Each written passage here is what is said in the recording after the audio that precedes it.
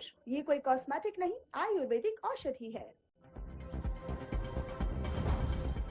अंकिता हत्याकांड पर मुख्यमंत्री पुष्कर सिंह धामी का बयान, कहा तीनों आरोपियों को गिरफ्तार कर भेजा जेल, महिला आईपीएस की लीडरशिप में एसआईटी गठित। देहरादून में एकल महिला स्वरोजगार योजना, मुख्यमंत्री पुष्कर सिंह धामी ने योजना का किया शुभारंभ, महिलाओं को आत्मनिर्भर बनाने का दिया उद्देश्य।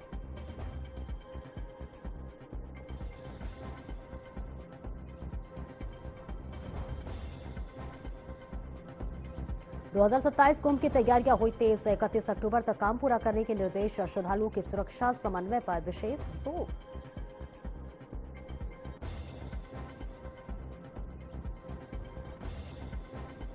अंकिता भंडारी हत्याकांड को लेकर कांग्रेस कर रही बार बार आंदोलन, मामले पर कुंदन अपरिहार की कड़ी प्रतिक्रिया, सीबीआई जांच की संस्तुति, सरकार राज्य की कही बात।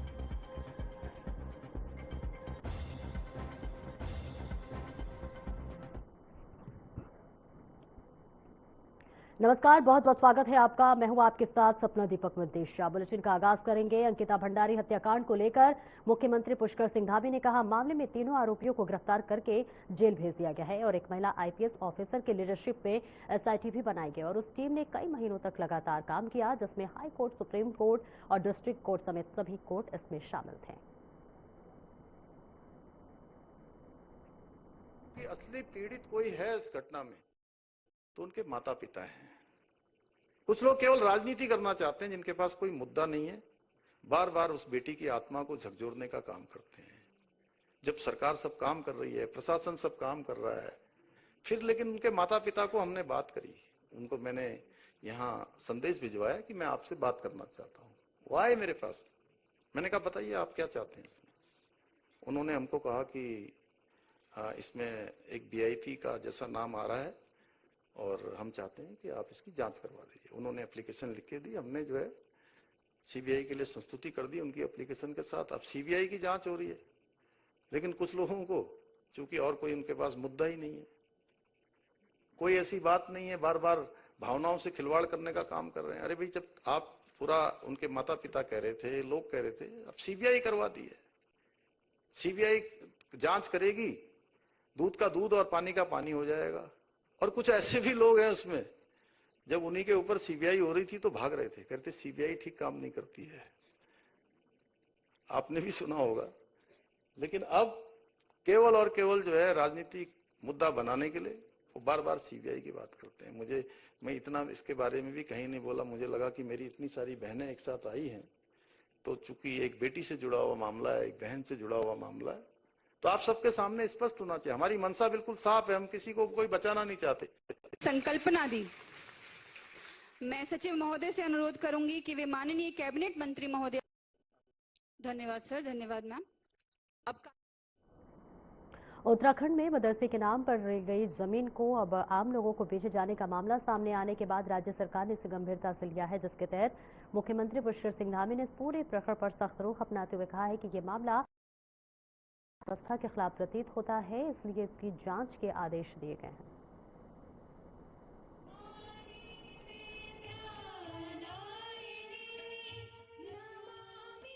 ये प्रकरण बहुत गंभीर है और इसकी जांच के आदेश कर दिए हैं। और ये सारी जमीन जो है जिस प्रकार से बिना नियमों के, बिना जो हमारी व्यवस्था है उस व्यवस्था के आधार पर नहीं है, इसलिए जो सरकारी हमारी नीति है या जो हमारा पहले से स्पष्ट मानना है कि जो भी नियम कानून को तोड़ता है उसके खिलाफ कार्रवाई होती है। इस जमीन पर भी पूरी कार्रवाई होगी और ये सरकार में निहित करनी।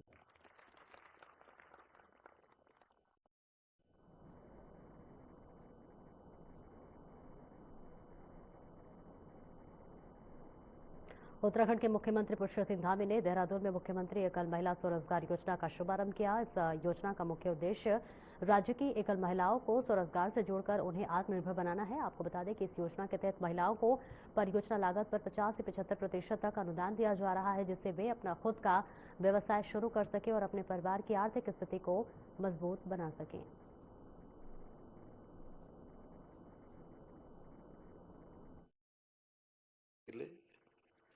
हम सब मिलकर एक नए युग का सूत्रपात करने जा रहे हैं। क्योंकि आज एक ऐसी योजना जिसका शुभारंभ होने जा रहा है जो न केवल आप सभी को आर्थिक रूप से सशक्त बनाएगी, बल्कि आपकी सुरक्षा, सम्मान और आत्मनिर्भरता का भी एक मजबूत आधार प्रदान करने वाली है।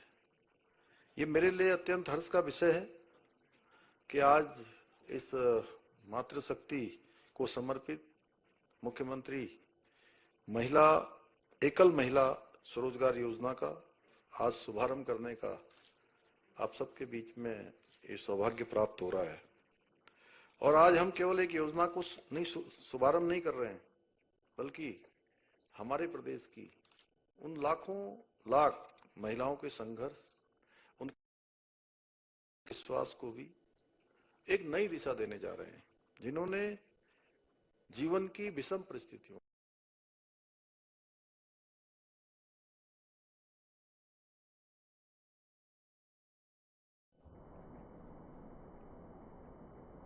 हरिद्वार में 2027 के कुंभ मेले की तैयारियों को तेज कर दिया गया है। मुख्यमंत्री पुष्कर सिंह धामी की अध्यक्षता में सचिवालय में हाई लेवल बैठक हुई, जिसमें सभी विभागों के अधिकारी मौजूद रहे। मुख्यमंत्री ने निर्देश दिया कि कुंभ से पहले सभी विभाग अपने अपने कार्य समय पर पूरा करें और इसके लिए 31 अक्टूबर तक डेडलाइन तय कर दिए गए हैं।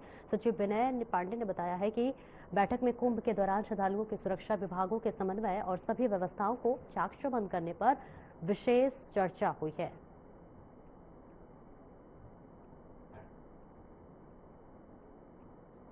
लगभग 6-7 महीने पहले से ही इसकी बैठकें शुरू हो गई थी और माननीय मुख्यमंत्री जी की अध्यक्षता में आज एक काफ़ी बड़ी बैठक हुई थी, जिसमें कुंभ क्षेत्र में आने वाले जो भी हमारे विधानसभा क्षेत्र हैं उनके सभी सम्मानित विधायकों को भी माननीय मुख्यमंत्री जी ने बुलाया था और मुख्य सचिव महोदय और सभी वरिष्ठ अधिकारियों की मौजूदगी में ये बैठक हुई थी।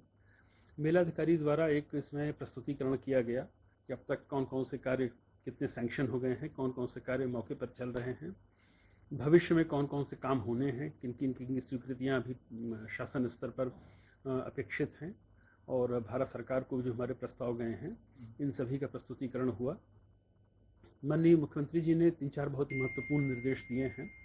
एक तो उन्होंने ये निर्देश दिया है कि जो भी कुंभ के कार्य चल रहे हैं उसमें गुणवत्ता सर्वोच्च प्राथमिकता है और उसमें किसी भी तरह से कोई समझौता उससे नहीं किया जाएगा। और हर्ष की बात यह है कि इसमें ऑलरेडी 3 हमारी संस्थाएं हैं जिनको नामित किया गया है।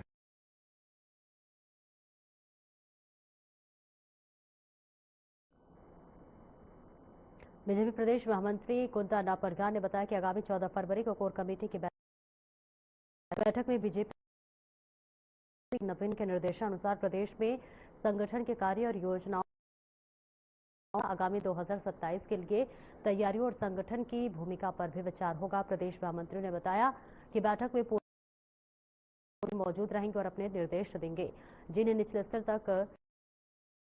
परघार ने कहा कि कोर कमेटी की बैठक संगठन को मजबूत बनाने और कार्यक्रमों की प्रभावी रूप से निगरानी करने में महत्वपूर्ण साबित होगी।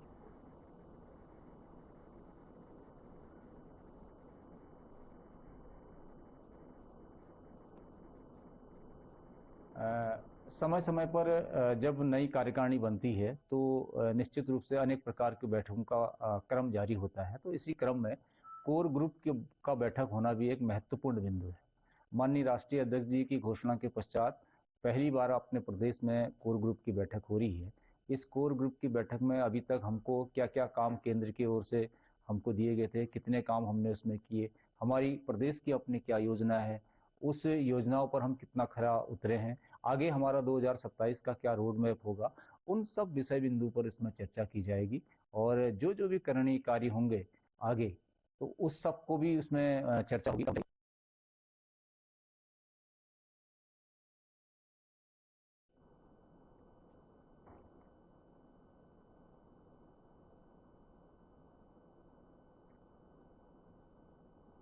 अंकिता भंडारी हत्याकांड को लेकर कांग्रेस पार्टी के बार-बार आंदोलन पर बीजेपी प्रदेश महामंत्री कुंदन परगार ने कड़ी प्रतिक्रिया दी है। उन्होंने कहा कि कांग्रेस का उत्तराखंड में अब कोई भी वर्चस्व नहीं बचा है और 2027 के चुनाव में उसकी हार साफ नजर आ रही है। इसके बावजूद कांग्रेस इस मामले को लेकर भ्रम फैलाने की राजनीति कर रही है। कुंदन परिहार ने स्पष्ट रूप से कहा है कि मुख्यमंत्री पुष्कर सिंह धामी ने मामले की सीबीआई जांच की संस्तुति दे दी है और आवश्यक कार्रवाई के लिए सरकार पूरी तरह अड़िग है।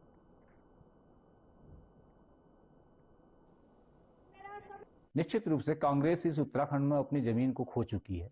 कांग्रेस को दूर दूर तक 2027 का चुनाव भी कहीं हाथ में नजर नहीं आ रहा है। तो कांग्रेस इस प्रकार के मुद्दों को लेकर के जनता का ध्यान भटकाना चाहती है और इस देश में भी कांग्रेस एक भ्रम फैलाना चाहती है और वही भ्रम इस उत्तराखंड में भी इस अंकिता भंडारी हत्याकांड के माध्यम से कांग्रेस फैलाना चाहती है। लेकिन जनता समझदार है। हम समझते हैं कि जिस प्रकार से इसमें कार्रवाई हुई है उस कार्रवाई के आधार पर और आगे भी जो इसमें मुख्यमंत्री जी ने कहा है कि जो भी इसमें हमें करने के लिए आगे होगा तो वो हम करेंगे। तो इस प्रकार से कांग्रेस को केवल और केवल अपनी राजनीति दिखती है, अपनी खोई हुई जमीन को प्राप्त करना चाहते हैं। इसके अतिरिक्त कांग्रेस का इन सब मुद्दों से कोई लेना देना नहीं।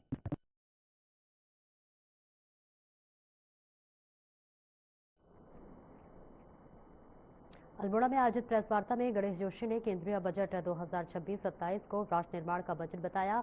उन्होंने कहा कि ये बजट कृषि, पशुपालन, पर्यटन और स्वास्थ्य जैसे मूल क्षेत्रों को सशक्त करेगा। साथ ही इस मौके पर मंत्री ने प्रधानमंत्री नरेंद्र मोदी और वित्त मंत्री निर्मला सीतारमण का आभार व्यक्त किया।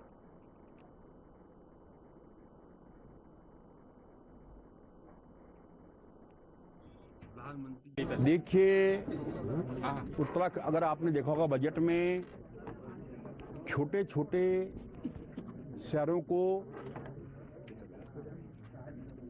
टूरिज्म में बढ़ावा देने की बात की गई है और इसका सबसे ज्यादा फायदा उत्तराखंड को होने वाला है, क्योंकि आज भी सबसे ज्यादा उत्तराखंड में हमारी इनकम टूरिज्म से हो रही है। 4 धाम यात्रा में 65 लाख से अधिक यात्री हमारा पिछले बार आ चुका है। तो टूरिज्म के सेक्टर में हमें इस बजट से बहुत फायदा होने वाला है। इसके लिए मैं माननीय वित्त मंत्री जी का और माननीय प्रधानमंत्री जी का आभार करता हूं। सर, उत्तराखंड के लिए क्या तैयार कर रहे हो आप? नई प्लानिंग, आपका बजट आने वाला ही है बजट सत्र में। देखिए, आने वाला बजट एक समावेशी बजट होगा, प्रदेश के सर्वांगीण विकास का बजट होगा। अभी इस पर हम लोगों की राय ले रहे हैं माननीय मुख्यमंत्री जी, और जन भावनाओं के बजट होगा, विश्वास में आपको दिलाता।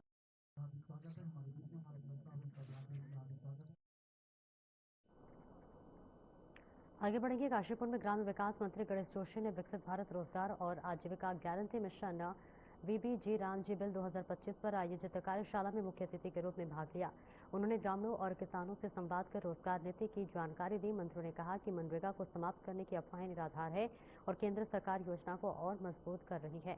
उन्होंने बताया कि नई व्यवस्था के तहत ग्रामीण परिवारों को 100 की बजाय 125 दिन का गारंटी शुदा रोजगार मिलेगा।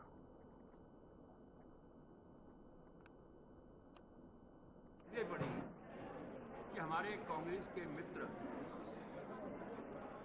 इतने परेशान हैं, तो गुमराह कर रहे हैं कि हमने मनरेगा को समाप्त कर दिया, जबकि बीबी रामजी योजना में हमने इसको मजबूत करने का काम किया है। जहां पहले मात्र 100 दिन के रोजगार की गारंटी थी, उसको बढ़ाकर हमने 125 दिन कर दिया है।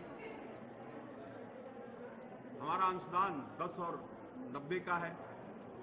हमने ये भी सुनिश्चित किया है कि जो खेती के 60 दिन हैं वो इससे अलग कर दिए हैं ताकि किसान अपनी खेती भी कर सके।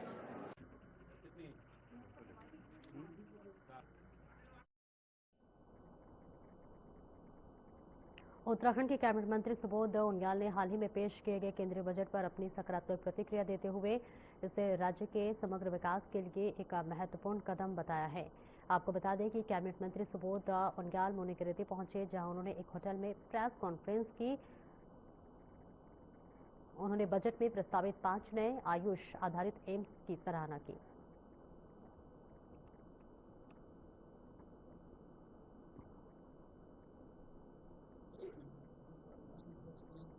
जैसे आपने देखा कि एलोपैथी पे आधारित क्रांति लाने का काम एलोपैथी बेस्ड एम्स बना करके पूरे देश में मोदी जी की सरकार ने किया था, जब हर जनपद में एक मेडिकल कॉलेज खोलने का निर्णय भी लिया था। साथ ही साथ उत्तराखंड जैसे राज्य को भी एक तो एम्स ऋषिकेश मिलने के साथ ही एक सैटेलाइट सेंटर इसका उधमसिंह नगर में भी खोलने का काम किया। अब के बजट में जो 5 आयुष बेस्ड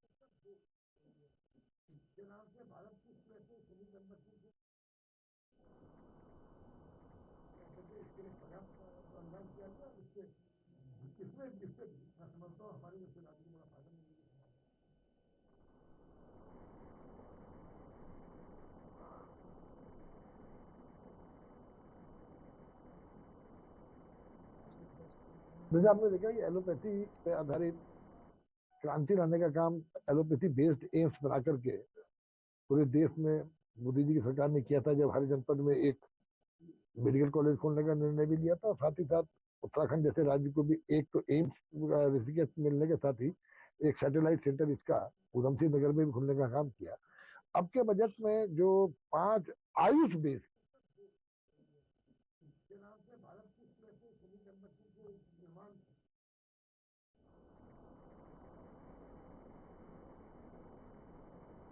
एक ब्रेक के लिए रुकेंगे, जल्द लौटते हैं।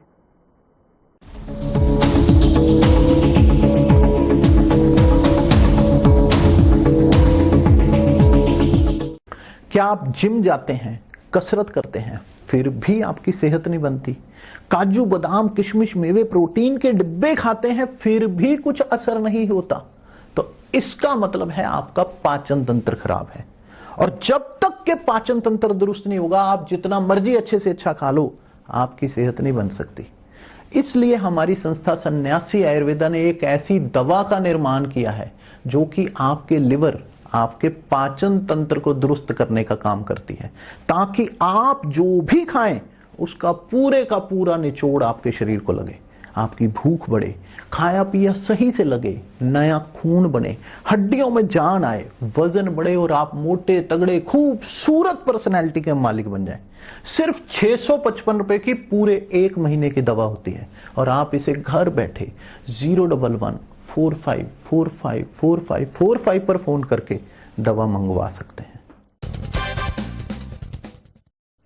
नमस्कार दोस्तों, हम सभी जानते हैं मोर हमारा राष्ट्रीय पक्षी है। इसके अलावा हिंदू संस्कृति और ज्योतिष शास्त्र में भी मोर पंख का खास महत्व है। कहते हैं मोर के पंखों में देवी देवताओं और 9 ग्रहों का वास होता है।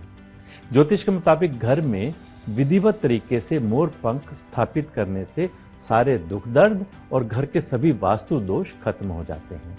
इसके अलावा रंग बिरंगे मोर पंख हमें ये भी सीख देते हैं कि हमारा जीवन भी इसी तरह के रंगों से भरा पड़ा है, कभी खुशी के रंग तो कभी गम के रंग।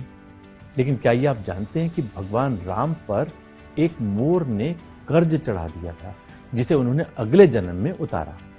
दोस्तों, ऐसा कहा जाता है कि वनवास के दौरान माता सीता को पानी की प्यास लगी। राम जी ने चारों ओर इधर उधर देखा, उन्हें दूर दूर तक जंगल ही जंगल दिख रहा था।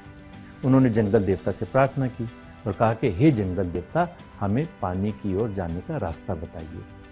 थोड़ी देर में एक मोर आया और उसने राम जी से कहा, प्रभु चलिए, मैं जलाशय तक आपका मार्गदर्शक बन जाता हूं, लेकिन रास्ते में कोई भूल चूक होने की संभावना है। राम जी ने पूछा, वो क्यों? मोर ने कहा, प्रभु मैं तो उड़ता हुआ जाऊंगा और आप चलते हुए, ऐसे में आप रास्ता भटक सकते हैं, इसलिए मैं रास्ते के बीच बीच में अपना एक मोर पंख निशानी के लिए छोड़ता जाऊंगा। उसका पीछा करते करते आप जलाशय तक पहुंच जाएंगे। दोस्तों, सच बात यह है कि मोर के पंख एक विशेष समय और एक खास मौसम में ही बिखरते हैं। अगर वो अपनी इच्छा के विरुद्ध पंखों को बिखेरेगा तो उसकी मृत्यु हो जाती है, और वही इस मोर का भी हुआ। आखिर में जब मोर अंतिम सांस ले रहा था तो वो कहता है कि मैं कितना भाग्यशाली हूं कि जो सारी दुनिया की प्यास बुझाते हैं, ऐसे प्रभु की प्यास बुझाने का मुझे सौभाग्य मिला। मेरा जीवन धन्य हो गया, अब मेरी कोई भी इच्छा शेष नहीं रह गई। इस पर श्री राम ने मोर से कहा कि मेरे लिए तुमने जो मोर पंख बिखेर कर मुझ पर जो कर्ज चढ़ाया है, मैं उस कर्ज को अगले जन्म में जरूर चुकाऊंगा। उसके बाद अगले जन्म में भगवान राम ने कृष्ण का अवतार लिया और अपने सिर पर मोर पंख धारण किया। आप भी मोर में प्रभु राम और श्री कृष्ण के दर्शन कर सकते हैं और साक्षात मोर पंख को अपने मंदिर में सजाकर आशीर्वाद प्राप्त कर सकते हैं। मैं पिछले हफ्ते जयपुर जिस स्थान पर गया, वहां कम से कम 200 मोर थे, जिनके साथ इसलिए सारी जानकारी एकत्र करके आपसे साझा की है। आप भी जब कभी मोर को देखें तो ओम नमो भगवते वासुदेवाय मंत्र बोलकर ये अनुभव कर सकते हैं कि आप भी साक्षात कृष्ण जी के दर्शन कर रहे हैं। सच में ये मोर पंख इतना भी सुंदर ना होता कृष्ण अगर ये तेरे सिर पर ना सजा होता। नमस्कार।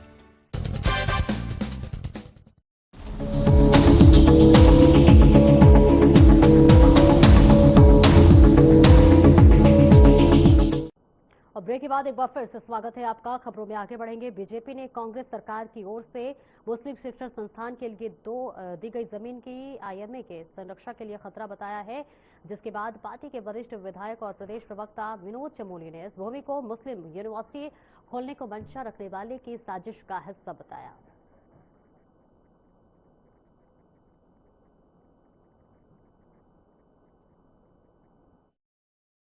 देखिए, जमीन खुर्द-बुर्द करना एक अलग विषय हो गया और किस लिए जमीन आवंटित की गई थी वो अलग विषय हो गया।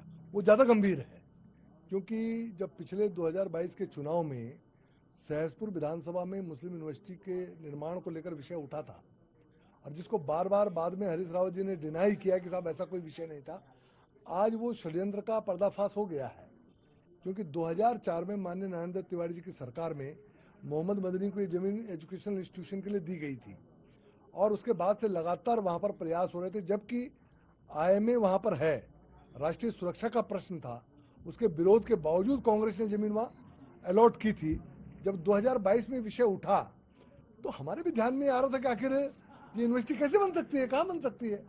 लेकिन कोई विषय उठा था, राजनीतिक माहौल था, तो हमने उसका विरोध भी किया और मीडिया ने और तमाम जनता ने उस बात का विरोध किया। और आगे बढ़ेंगे। उत्तराखंड सरकार के निर्देश पर आईएएस अधिकारियों ने अपनी पहली तैनाती वाली तहसीलों को गोद लेकर विकास कार्य शुरू कर दिए हैं और इसी कड़ी में प्रमुख सचिव आर मीनाक्षी सुंदरम ने घनसाली तहसील में एक बैठक की, जिसमें उन्होंने पर्यटन, तीर्थाटन, कृषि और बागवानी को रोजगार और स्वरोजगार के साधन के रूप में विकसित करने पर जोर दिया। बैठक में जनप्रतिनिधियों ने क्षेत्र की संभावनाओं को बताया और ग्रामीण के सुझावों को ध्यान में रखते हुए संबंधित विभागों के आवश्यक कार्रवाई के निर्देश दिए।